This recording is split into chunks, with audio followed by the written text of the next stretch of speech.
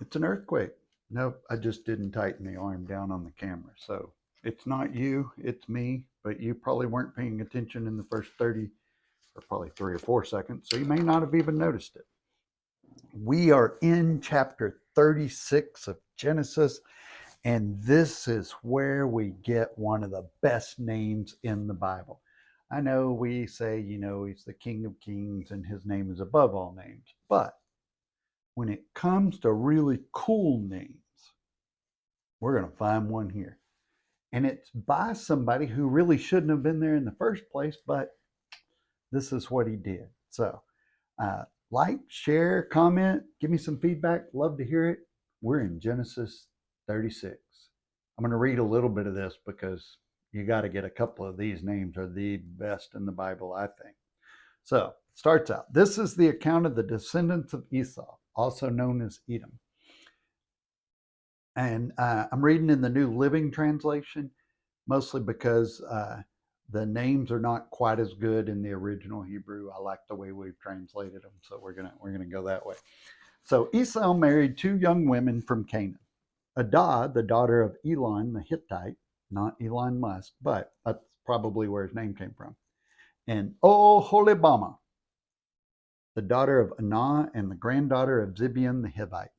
Oholibamah is probably one of the better names, and like Nebuchadnezzar, it's just a fun name to say. Oholibamah. He also married his cousin Basemath, who was the daughter of Ishmael and the sister of Neobath. Adah gave birth to a son named Eliphaz for Esau. Basemath gave birth to a son named Reuel. Oholibamah gave birth to sons named Jeush, Jalam, and Korah.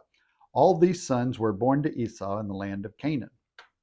Esau took his wives, his children, and his entire household, along with his livestock and cattle, all the wealth he had acquired in the land of Canaan, and moved away from his brother Jacob. There wasn't enough land to support them both because all the livestock and possessions they had acquired.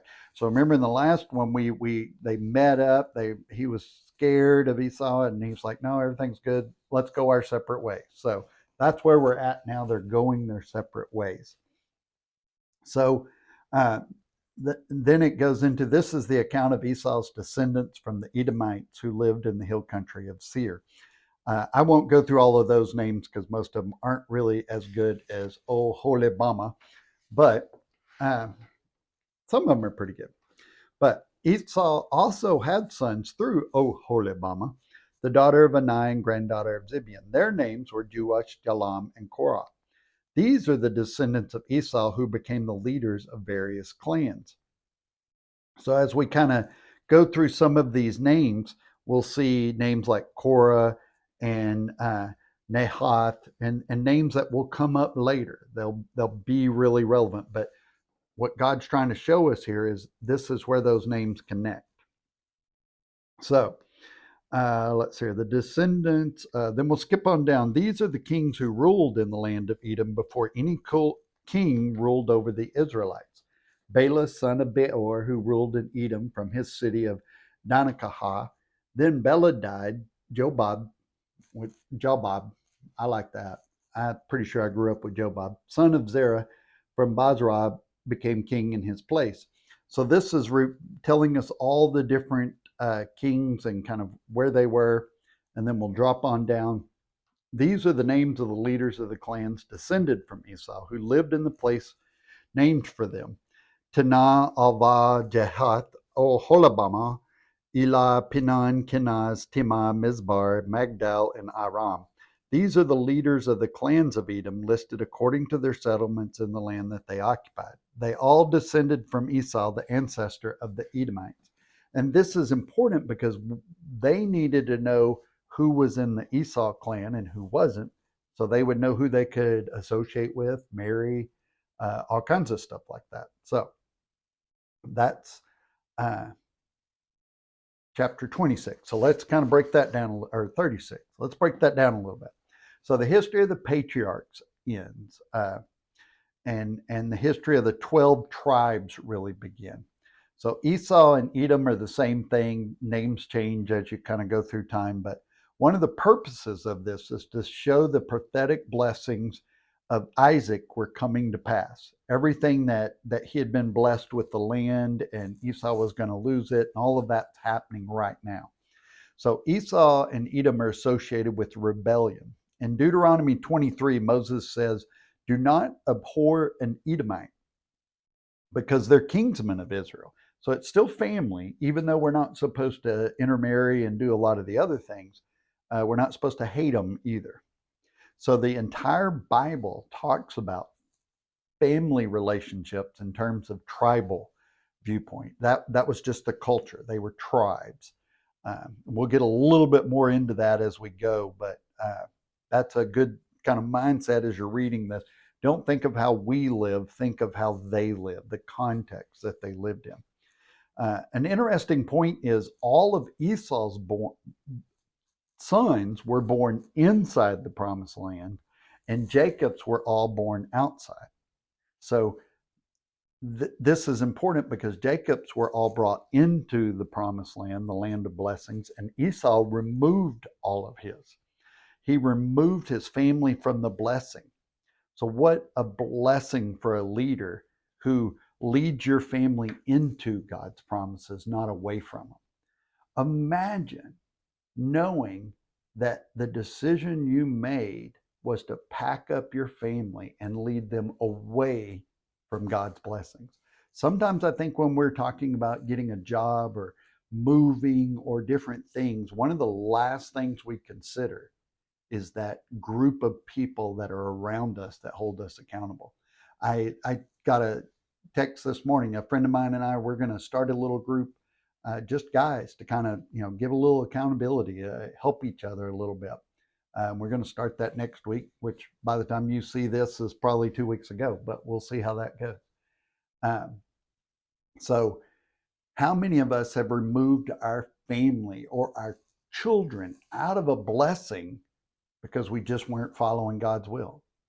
I don't think Esau did this on purpose, intentionally knowing he was doing it. I think it's just the way it worked out. So God had two-way communication with Abraham, Isaac, and Jacob, but not with Joseph. With Joseph, it was not back and forth. It was just one way. So remember too, common is the status of the world. Holy is the status of those set apart. That's what Israel was, is holy, set apart. Now, common is not bad. It's just not holy. That's it. And God's the only one that can designate something as holy. This will become so important as we go ahead. So as a believer, we are really more like the set apart tribe of the set apart nation, the Levites. The tribe of Levi was set apart from the set apart nation of Israel. So we're really more like that. We are told in the New Testament that believers are his priesthood. So another governing dynamic is divine providence. We've talked a little bit about this, but God works his will mostly unseen by us. His divine providence is happening, especially when we don't see it, especially when we don't think it's working out.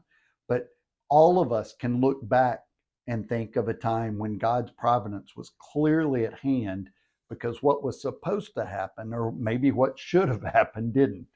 And his providence protected you. I know for sure I am a product of God's divine providence because I worked pretty hard the first 30 years to make sure I was not following God. And he still worked out his plan. So it feels like God could not achieve his goals by looking at the circumstances.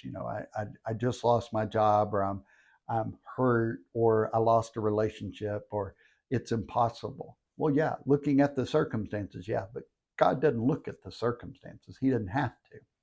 The story of Joseph is all about divine providence. One of the characteristics of divine providence that is rarely observable in real time when it's happening. But when we look back at Joseph and what's coming and how his life is about to just unfold, we get to see it as clearly divine providence. I'm not sure how he saw it, but I would think he saw it as very depressing, and God had abandoned him, much like we think sometimes when things don't go our way. But that's chapter 36. We'll read chapter 37 next time. Read ahead. It'll help you so much to understand. God bless. Love God, love people, and change the world.